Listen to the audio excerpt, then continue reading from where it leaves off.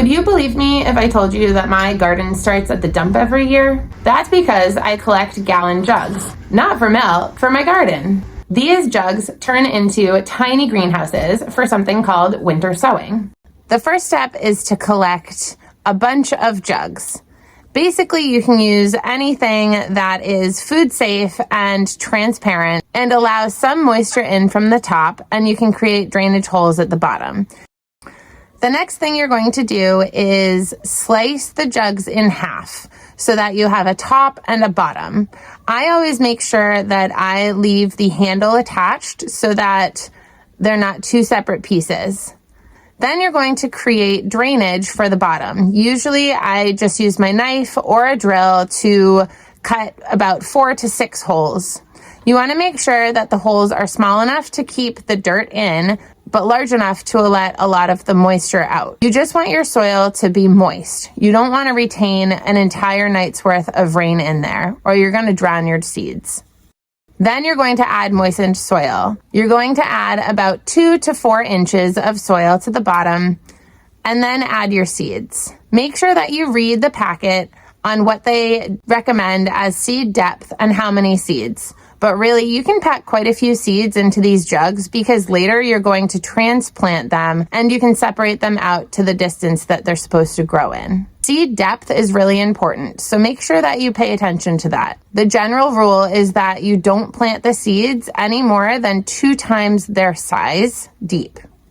Make sure your top is not on your jug so that moisture and airflow can get in.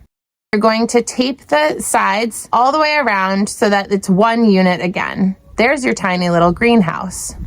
I usually use duct tape, but honestly, it doesn't matter. Just make sure that it stays closed. Then you need to make sure that you label your jugs well. The sunlight and elements are going to fade whatever you write, so write it a few places. I usually do mine on the top on one side, bottom on the other, and then underneath.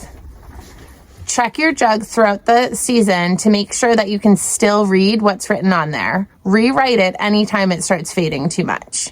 Then you literally just take them and put them outside.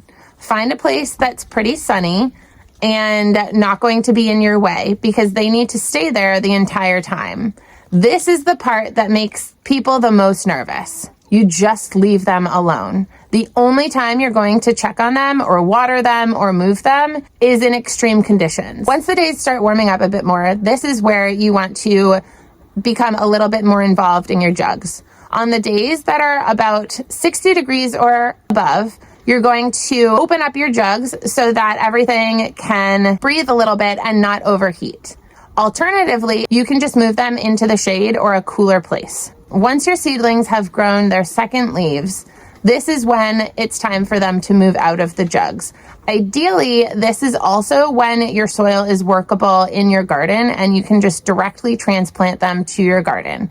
I really love this winter sowing method because it has taken so much work off of me and put it into nature, and it creates the most hardy of the plants. If you have any questions, leave the comments below.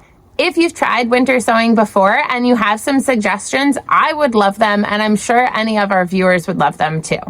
Something that I'm super excited to start offering is quick little checklists and printable guides. You can find these on our Farm and Forest School website, which is farmkidsnh.com/bythebarn.